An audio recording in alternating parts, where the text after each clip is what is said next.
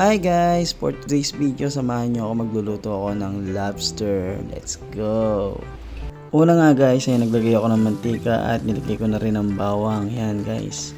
At ginisagisa ko muna hanggang sa mag golden brown. Sunod nga natin guys yung butter. Actually guys, mas prefer ko na unahin muna yung mantika kaysa sa butter. Pero nasa inyo pa rin yan guys. Yan, tanawin muna natin yung butter.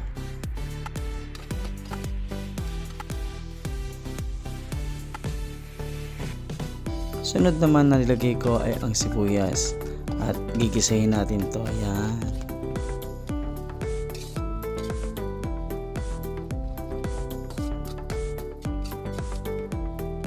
At isunod naman natin ilagay itong garlic powder. Optional lang to guys kasi ako mas gusto ko na merong garlic powder. At ayan na guys, ang bita ng ating recipe, ang lobster na malinamnam at masarap. Yahoo! Ito guys, nilagyan ko nga pala ito ng pineapple juice instead na karamihan kasi gumagamit ng Sprite. Pero ako, ito kasi gusto ko lang, wala lang. Tapos yan guys, hintayin natin kumulo at takpan muna natin guys. After nyan guys, biniligtad ko muna siya para komportable siya sa kanyang pagkakahiga. Just lang.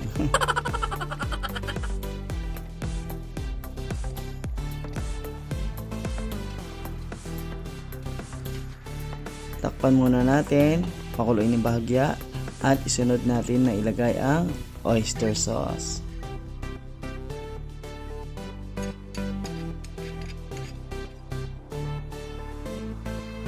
Bali-balik rin muna natin siya guys para mag-melt yung lasa.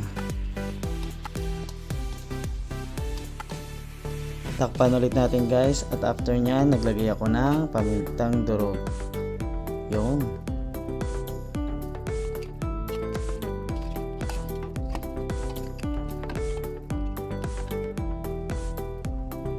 at ayan nga guys, luto na. Hiwalay muna natin siya ng lagayan.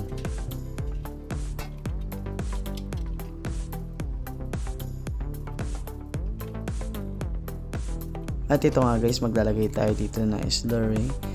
Ito yung harina na tinunaw sa tubig para lumapot yung mixture natin ng bahagya.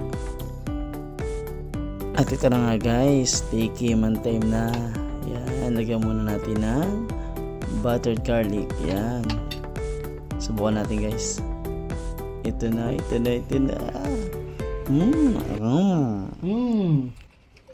Yummy. Sarap guys.